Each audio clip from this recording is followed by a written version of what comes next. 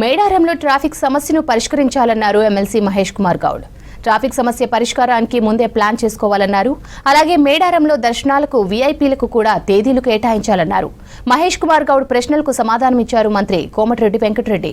మేడారంలో ట్రాఫిక్ సమస్యపై ఇప్పటికే మంత్రి పొంగులేటి శ్రీనివాస్ రెడ్డి ఏర్పాట్లు చేశారన్నారు. సమ్మక్క సారక్క విషయంలో నేను రాష్ట్ర ప్రభుత్వాన్ని మనస్ఫూర్తి అభినందిస్తాను. అధ్యక్ష, కొన్ని వేల సంవత్సరాల నుంచి ఆదరిస్తున్నటువంటి అమ్మవార్లు సమ్మక్క సారలమ్మ, నా భూతం నా భవిష్యత్. ఈ రాష్ట్ర ప్రభుత్వం దాన్ని ఏ రకంగా తీర్చిదిద్దుతుందంటే అసలు చరిత్రలో 400 ఏళ్ళు 500 ఏళ్ళు కింద కట్టినట్టు కట్టడాలు మనం చూస్తూ ఉన్నాం. ఇది రాబో ఒక 500 సంవత్సరాలకి నిలిచిపోయే విధంగా రాష్ట్ర ప్రభుత్వం దృఢ సంకల్పంతో ఈ కట్టడలను కడతా ఉంది. అధ్యక్ష, నేను మనస్ఫూర్తిగా అక్కడ ఇన్ఛార్జ్ మంత్రి శ్రీనివాస్ రెడ్డి గారిని, సీతక్క గారిని, సూర్య గారిని అభినందిస్తూ ఒక్క వినవి, నేను గత 2 సంవత్సరాలకు సారళంలోకి పోయాను. ట్రాఫిక్ సమస్య అనేది చాలా తీవ్రంగా ఉంటుంది మేడారంలో.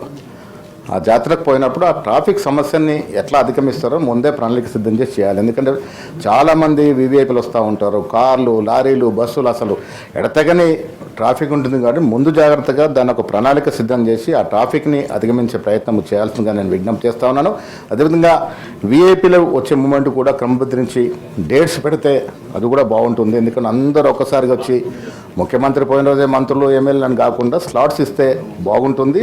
సామాన్య జనానికి కూడా ఫేజ్గా స్లాట్స్ పెట్టండి. ఎందుకంటే ఇది ఈ కట్టడాలు పేపర్లు వచ్చిన తర్వాత నాకు తెలిసి పోయిన 2 సంవత్సరాల కింద డబుల్గా ఈ సంవత్సరం వచ్చిన అవకాశం ఉంది. ఎందుకంటే ఆ కట్టడ రకంగా జరుగుతూ ఉంది. చరిత్రాత్మక కట్టడం జరిగింది. రాబో 500 ఏళ్ళు గుర్తుండే కట్టడం జరిగింది. కాబట్టి అది చూడటానికైనా అమ్మవారి దర్శనంతో కూడా అది చూడటానికి కూడా జనం విపరీతంగా వచ్చే అవకాశం ఉంటుంది. కాబట్టి ముందు తగు జాగ్రత్తలు, ట్రాఫిక్ సమస్యలు అధిగమించి తీసుకోవాల్సిందిగా